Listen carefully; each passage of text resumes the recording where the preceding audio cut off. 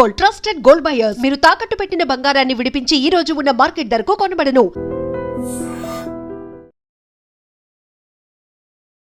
Hi hello నమస్తే, welcome back to our channel. నేను మీ వైషు.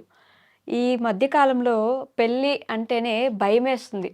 పెళ్ళి అంటే ఇప్పుడు వాళ్ళకి ఎవరైనా ముందు లవర్ ఉన్నారా, లేకపోతే తర్వాత ఏమైనా చంపేసి ఆలోచన ఉందా, ఇలాంటి క్వశ్చన్లు అడిగి పెళ్లి చేసుకోవాల్సి వస్తుందేమో. అంటే మీకేమైనా నేను ఓకేనా, లేదా నన్ను ఏమైనా చంపేస్తారా, లేదంటే ఫుడ్లో విషయం ఏమైనా పెడతారా, ఇలాంటి క్వశ్చన్లు అడగాల్సి వస్తుంది ఇంకా పెళ్లి చూపుల్లో. ఈ మధ్య కాలంలో ఇంకో కేసు చూసాం. బ్యాంక్ మేనేజర్తో వివాహేతర సంబంధం పెట్టుకుని తల్లి కూతురు కలిసి ఒక్కటే నెల అవుతుంది పెళ్ళయి హస్బెండ్ని చంపేశారు. ఇలాంటి ఘటనలు చూస్తున్న కొద్దీ ఏమైపోతుంది ఈ సమాజానికి, పెళ్ళి అసలు ఈ బంధాలన్నీ ఎటువైపు వెళ్తున్నాయి, ఈ విషయం గురించి మాట్లాడడానికి ఈరోజు నాతో పాటు రజనీరమ్మ గారు ఉన్నారు. మేడంతో మాట్లాడదాం.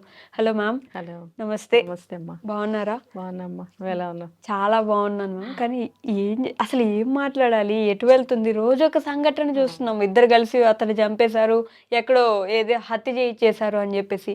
ఈ సిచ్యువేషన్ కూడా అలానే ఉంది కదా మ్యామ్. ఎలా చూడాలి? దారుణాలు అంటే ఏం లేదు, ఆశ పెరిగిపోతా ఉంది రోజు రోజుకి. స్వేచ్ఛ ఎక్కువైపోయి ఇప్పుడు చిన్న పెద్ద అంటే తాహతులో నేను చెప్పేది లోయర్ మిడిల్ క్లాస్ అవని, అప్పర్ క్లాస్ అవని, హయ్యర్ ఎవరైనా కానీ ఆశలు ఎక్కువైపోయినప్పుడు ఇలాగే ఉంటుంది. అంటే ఆశ దురాశ దుఃఖమునకు చేయటం అంటారు. కరెక్ట్. అంటే ఎవరైనా కానీ మనకు అర్హత ఉందా లేదా అని ఆలోచించుకోవాలి ఫస్ట్. ఆలోచించకుండా ఆకాశానికి నిచ్చెనలు వేస్తే ఏమవుతుంది, ఇది ఇలాగే ఉంటుంది.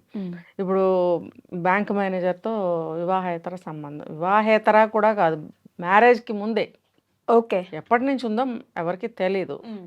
అయితే ఏంటంటే అంటారు కదా, వాళ్ళ యొక్క సమాజం, వాళ్ళ యొక్క సంఘాలు కొన్ని ఉంటాయి. దాని ప్రకారంగా పెళ్లి చేయటం లేదంటే అని అడుగుతారు కదా ఎవరైనా. ఆ పెళ్ళి అలా చేయడం, నాకు తెలిసి అబ్బాయి కూడా ఇష్టంగానే పెళ్లి చేసుకున్నాడు అని అంటున్నారు. మరి ఇష్టంగా పెళ్లి చేసుకున్నప్పుడు అంటే ఒకటి ఆ అమ్మాయికి ఎలా ఉందో, నువ్వు అన్నట్టు ఎలా ఉందో, రారా బాబు చేసుకో, నేను లేపేస్తాను నేను తర్వాత ఎలా అయినా అని మనసులో అనుకుని లవ్ మ్యారేజ్ అంటే వాళ్ళిద్దరు లవ్ అయితే మరి బ్యాంక్ మేనేజర్తో అదేంటి? లవ్ అంటే అసలు అర్థం తెలుసా వీళ్ళకి? పేరు పెట్టుకోవడమే. నేను చూస్తున్నా ఇప్పుడు ఇవాళ రేపు చదువుకోనోళ్ళు ఉన్నోళ్ళు లేనోళ్ళు లోవర్ క్లాసులు అందరు లవ్ లవ్ లవ్. మొన్న ఒక మా ఇంటి దగ్గర తల్లిదండ్రి మళ్ళీ కూలి పని చేసుకుంటుంటారు. ఆ పిల్ల ఏదో 10th ఏదో చదివింది, ఎక్కడో ఏదో చిన్న జాబ్ చేస్తుంది. లవ్ అట. ఈ అమ్మాయికి మళ్ళీ ఒక పెళ్ళి అనేది నిశ్చయం చేసి ఎంగేజ్మెంట్ కూడా చేశారు. ఎంగేజ్మెంట్ చేయించుకుంది. పెళ్ళి 4 రోజులు వారం రోజులు ఉందనగా వెళ్ళిపోయింది ఇంట్లోంచి. నువ్వు అసలు ఏ స్థాయి అని చెప్పాలి? అంతా ఒకటే. ఇప్పుడు మెంటాలిటీస్ అనేవి అన్ని స్థాయిల్లో ఒకటే అలాగా ఆలోచిస్తున్నారు. మన స్థితిగతులు ఏంటి, మన ఫ్యామిలీ ఏంటి, మావి ఎలాంటి బ్రతుకులు అంటే రెక్కాడితే కానీ డొక్కాడని బ్రతుకులు మావి. మా తల్లిదండ్రులు చెయ్యి కాలు కూడా తీసుకుని మాకు ఏదో ఒకటి ఏర్పాటు చేసి ఒక పెళ్ళి అనేది ఇంకా పాపం చేస్తున్నారు. అవును, అరే మేము రోజు కూలీలము, మా దగ్గర ఏం లేదు, మేము పెళ్లి చేయలేము అని వదిలేయటంలా పాపం. వాళ్ళు కూడా ఎంతో కష్టపడి డబ్బులు కూడబెట్టి కట్నాలు ఇచ్చి వాళ్ళకి కానుకలు ఇచ్చి పెళ్ళిళ్ళు పొరుళ్ళు అన్నీ చేస్తున్నారు. చేస్తున్నప్పుడు అసలు విలువ కానీ దాని యొక్క ఇది కానీ వాళ్ళకి ఏమైనా తెలుస్తుందా? ఏం తెలియటలా. లవ్ అని చెప్పి పారిపోతే ఆ అబ్బాయి పరువు పోయి అక్కడ ఇల్లు ఖాళీ చేసి వేరే చోటుకి వెళ్ళిపోయి ఆ అమ్మాయిని ఎలాగోలా పిలిపించి ఇంట్లో గట్టిగా కట్టేసి పెడితే మళ్ళీ వెళ్ళిపోయింది. అంటే అసలు వీళ్ళు ఏమనుకుంటున్నారు?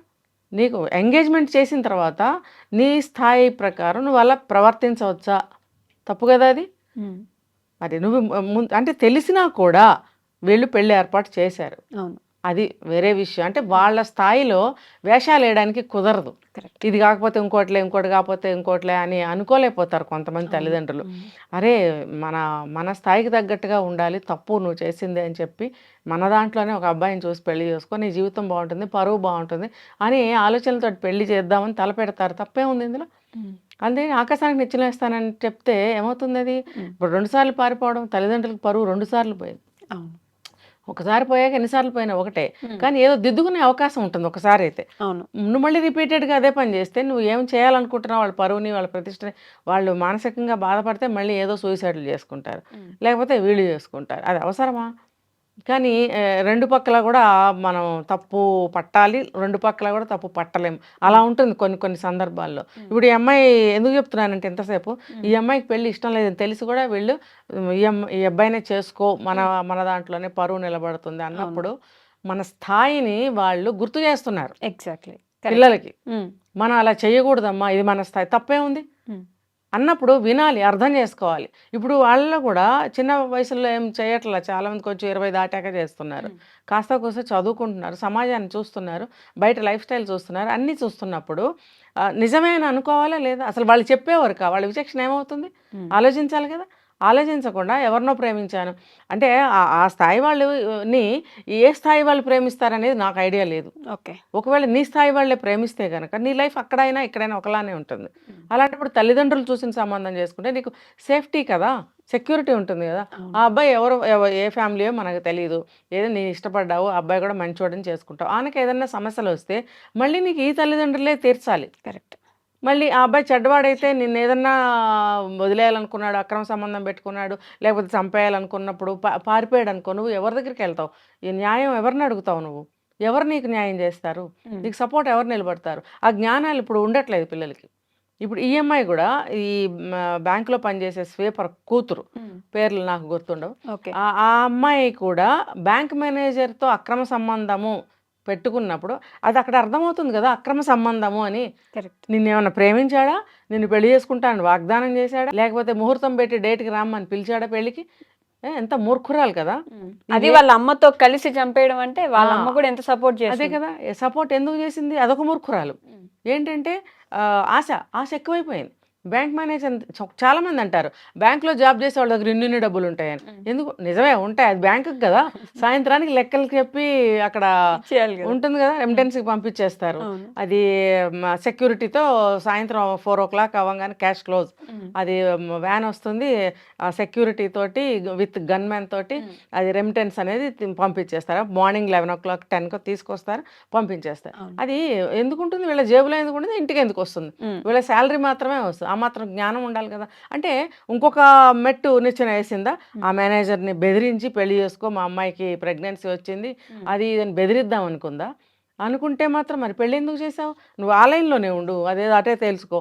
మళ్ళీ ఈ అమ్మాయికి ఒక బకరాన్ని చూసి పెళ్లి చేయడం, అది మళ్ళీ లవ్ అంటే నీకు ఇది లవ్ ఒక సెక్షను, అక్రమ సంబంధం ఒక సెక్షను, అది ఏదైతే అది జంప్ చేద్దామనే. తర్వాత రెంట్కి చెడ్డ రేవడైంది, ఇప్పుడు జైల్లో కూర్చోవాలి. ఏంటి ఇంటెన్షన్? ఏంటి అసలు కోరిక? ఏంటి? ఏం సాధిద్దామని? అదొక దరిద్రంగా ఆ బిహేవియర్ ఏంటి? పెళ్లి చేసి ఒక నెలకి చంపేయడం ఎందుకు? అసలు పెళ్ళే చేసుకోకుండా ఉండొచ్చు కదా. ఇందులో మళ్ళీ బ్యాంక్ మేనేజర్ హస్తం కూడా ఉంది అని అంటున్నారు. ఇంకా తేలాల్సింది ఉంది విషయాలన్నీ కూడాను. మళ్ళీ మనం దీని మీద చేయొచ్చు ఇంకో వీడియో. అంటే అతను కూడా ఇందులో చేయి కలిపాడా? నాకు అసలు నమ్మకం లేదు.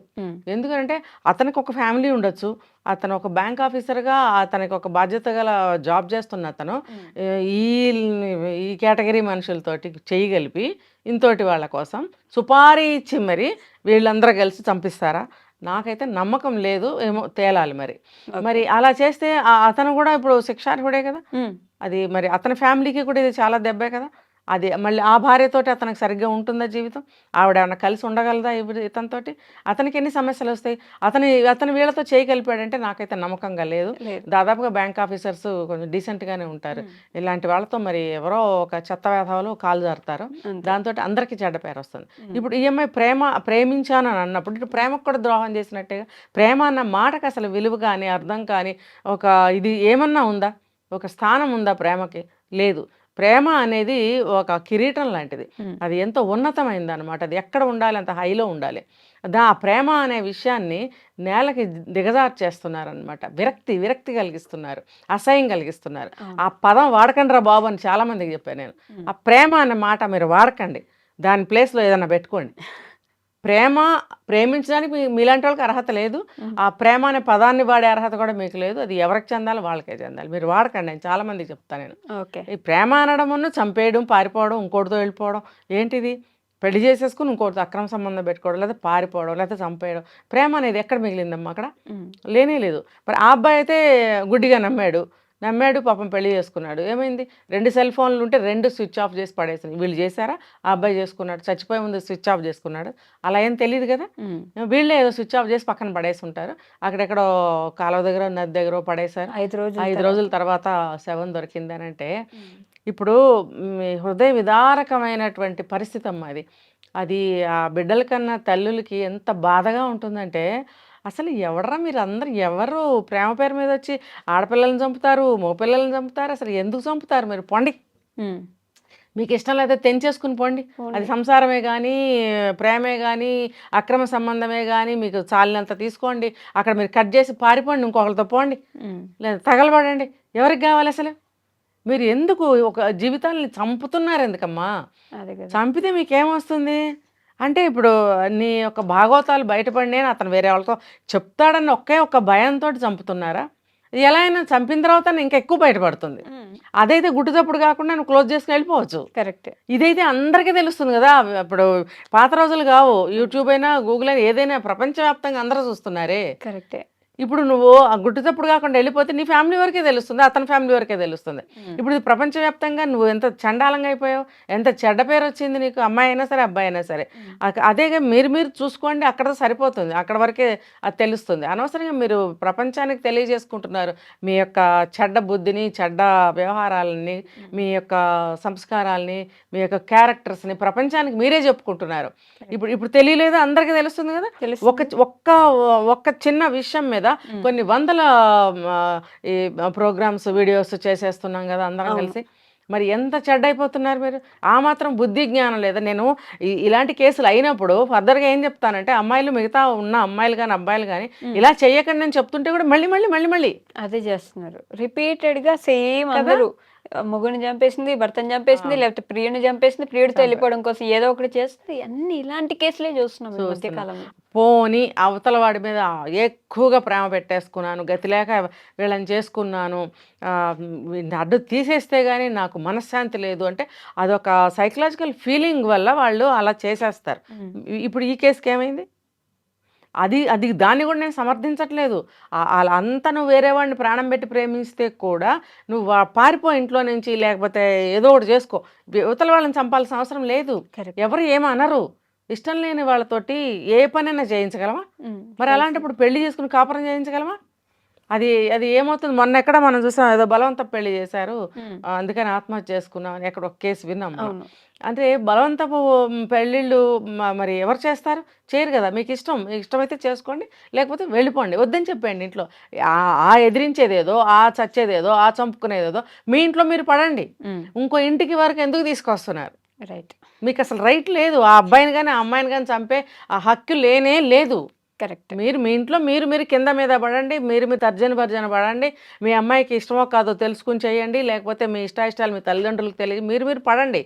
ఇంకో ఇంటి వరకు తీసుకొచ్చి ఇంకొక బిడ్డను చంపుతున్నారే, ఆ కన్నతల్లికి బాధ. తల్లి తండ్రి అయినా సరే ఎన్ని 25 ఏళ్ళు పెంచుతారు. అసలు ఇప్పుడు ఒక చిన్న విత్తనం పెట్టి వృక్షం అయ్యి ఫలాలు వస్తే ఎంత ఆనందపడతారు. అటువంటి స్టేజ్లో చెట్టు నరికేస్తే ఎంత బాధపడుతారు. చూస్తాం, చిన్న మొక్కను మనం పెంచుకుంటేనే ఎంతో ప్రేమగా నీళ్లు పోసి పెంచుకుంటామే. ఒక జీవి, ఆ పిల్లలు పుట్టడమే కష్టమవుతున్నాయి ఈ రోజుల్లో. 25 సంవత్సరాలు గర్భం మోసి కని పెంచిన 25 సంవత్సరాలు ఆ బాధ, ఆ మానసికమైనటువంటి స్థితి, ఆ ఫీలింగ్స్ ఎలా ఉంటాయో తెలుసా? మళ్ళీ 25 ఏళ్ళు ఒక బిడ్డను పెంచితే కానీ అర్థం కాదు. కరెక్ట్. ఆ బిడ్డల తల్లిదండ్రులకైనా తెలియాలి, దీనికి ఇష్టం ఉందా లేదా, వీడికి ఇష్టం ఉందా లేదా అని గట్టిగా తెలుసుకుని చేయండి. రైట్. ఇంకోటి ఏంటంటే మేమేం అనుకోం, చెప్పు అని 1 సంవత్సరం ముందు నుంచి వాళ్ళని సాధించిపోవడం చేయాలి. అప్పుడు కానీ మీరు పెళ్లి చేయడానికి సిద్ధపడకండి. నువ్వు అన్నట్టు ఇందాక మాకు ఇష్టం లేదు, మేము తర్వాత చంపేస్తాము అనేవి చెప్పుకుని చేసుకోవాలన్నావే, ఇంకా ఆ రోజులు వస్తాయేమో. అప్పుడు ఎవడు చేసుకుంటాడు? ఇప్పటికీ ఎవరు చేసుకోకుండా బట్టతలు వచ్చి చాలా వయసులో వచ్చేస్తున్నాయి అందరికి. 30, 35, 40, 50 ఏళ్ళు వచ్చిన పెళ్లిళ్ళు చేసుకోవట్లేదు చాలా మంది. భయం వేస్తుందంట వాళ్ళకి, భయం వేస్తుందండి. అమ్మాయిలు చూస్తేనే మాకు అసహ్యము, భయం వేస్తుంది అంటున్నారు. ఇది తెలుసుకోండి అమ్మాయిలు. మరి ఇప్పుడు అబ్బాయిలు వచ్చి ఆడపిల్లలంటే అసహ్యం వేస్తుందంటే సిగ్గుపడాలి. యావత్ స్త్రీ జాతికి అది సిగ్గుచేటే. కరెక్ట్. కదా. కొంతమంది చేస్తే తప్పులు అందరికీ వచ్చేసిందిగా పేరు. చిన్నవాళ్ళకి పెద్దవాళ్ళకి మా వయసు వాళ్ళకి కూడా రేపు పొద్దున్న తిప్పలేము. అమ్మ వీళ్ళు అలాంటి స్త్రీలే అని అనుకుంటే మా పరువేం గాను. ఇంత బ్రతికి ఇంటి వెనకాల చచ్చినట్టు ఇంత పరువు ప్రతిష్టలతో ఒక మంచి పద్ధతిగా పిల్లల్ని పెంచుకుని ఒక స్థాయికి వచ్చిన తర్వాత ఇటువంటి అభిప్రాయం ఇలాంటి స్త్రీల మీద ఉంది అని అంటే అవతల అబ్బాయిలకి ఎంత బాధ అనిపిస్తుంది. మాలాంటి స్త్రీలకు కూడా బాధే కదా. అంటే ప్రతి అమ్మాయి తల్లులకు కూడా ఇది వర్తిస్తుంది. కాబట్టి తల్లిదండ్రుల పాత్ర చాలా ఎక్కువగా ఉంటుంది. పట్టించుకోవట్లేదు. ఇప్పుడు ఈ తల్లే కదా చంపించింది, అది తల్లే. నువ్వు బ్యాంక్ మేనేజర్ మీద నువ్వు కన్నేయడం ఏంటి? నీకు బుద్ధి ఉందా అసలు? పోనీ వాడు వాడుకున్నాడు, తప్పో ఒప్పో జరిగిపోయింది. గుట్టు చప్పుడు కాకుండా నీ కూతురు జీవితాన్ని నువ్వు సరిదిద్దాలని అనుకున్నప్పుడు, పెళ్లి చేసినప్పుడు ఎలా చేయాలి? పిల్లతో నువ్వు పకడ్బందీగా మాట్లాడుకుని నోరు మూసుకుని పెళ్లి చేసుకో. అటువంటివన్నీ ఇంకా ఎత్తకు, నీ జీవితం బాగుండాలి కదా అని మంచి మాటలు చెప్పాలి. ఇంకా వీలైతే ఏదో ఒక చిన్న యాక్సిడెంట్ లాగా అయ్యింది బాబు అని చిన్నగా ఆ విషయాన్ని పెళ్ళికొడుకు కూడా చెప్తే ఆ అబ్బాయి కూడా పెద్ద మనసుతో అర్థం చేసుకోవచ్చు. ఎప్పుడో ఏదో ఒక చిన్న యాక్సిడెంట్ అయ్యిందంటే అంటే ఉన్నట్టు చెప్పుకోలేకపోవచ్చు. కానీ కనీసం ఇట్లా అన్నా చేస్తే ఆ అబ్బాయికి కూడా కన్సర్న్ అనేది ఉంటుంది. అవును, అది కూడా లేకుండా చేస్తాయి. తల్లిదండ్రులే కదా మరి చేస్తున్నారు. మనిషే లేకుండా చేశారు మొత్తం. ఈ తల్లి కూడా కలిసి చేసింది అని అంటే అసలు ముందు దీనికే బుద్ధి లేదు. అదే కదా. దీనికి అసలు పిల్లని ఎలా జీవితాన్ని బాగు చేయాలని బుద్ధి, ఆలోచన, తెలివి దీనికే లేదు. ఇంకా పిల్లకి ఎలా వస్తుంది? ఇదో మొద్దు అదో మొద్దు అంతే. తప్పు చేసాము, అమ్మో దొంగతనం చేసాము, బయటపడిపోతాము. ఇప్పుడు తప్పించుకోవాలంటే ఆ చూసినవాడిని చంపేయాలి. ఇదే కాన్సెప్ట్. చంపేస్తే ఆటోమేటిక్గా ప్రపంచం మొత్తం తెలుస్తున్నారు ఇప్పుడు అనుకుంటారు. ఈ గుట్టు సమాధి అయిపోతుంది అనుకుంటారు. కానీ నువ్వు అన్నట్టు ప్రపంచవ్యాప్తంగా 2వ నిమిషంలోనే తెలుస్తుందనే అది తెలియదు వాళ్ళకి. తెలుసుకుందాం మనం కూడా అసలు ఏంటి వాళ్ళ బుద్ధి ఏంటనేది. ఎవరైనా ఇంటర్వ్యూ చేయాలి వెళ్ళి ఒకసారి. Okay ma'am, thank you so much.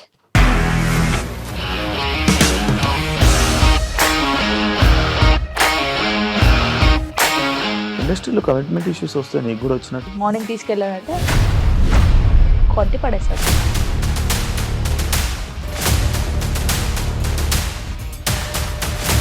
ఒక్కళ్ళు కూడా చూడలేదు ఈ సినిమా అని చెప్పడానికి కూడా చాలా ధైర్యం కావాలి. అది నిజం కదా, దాంట్లో ధైర్యం ఏంటి? నెక్స్ట్ డే ప్లేట్ మార్చేస్తే తప్పు కదా. As of now we are comfortable this అని నేను అనుకుంటున్నాను. రష్మిక గారిది మీది ఒకే ఊరు అంట కదా.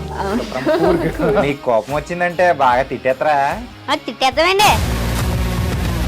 నిజంగా గేమ్ ని ఎలా చేంజ్ చేయగలిగారు? ఏపీఎస్ఎఫ్సి వాళ్ళకి 6 నెలల్లో నేను 6 లక్షలు కట్టా. బిజినెస్ చేయాలనుకుంటే it is as difficult as riding a tiger.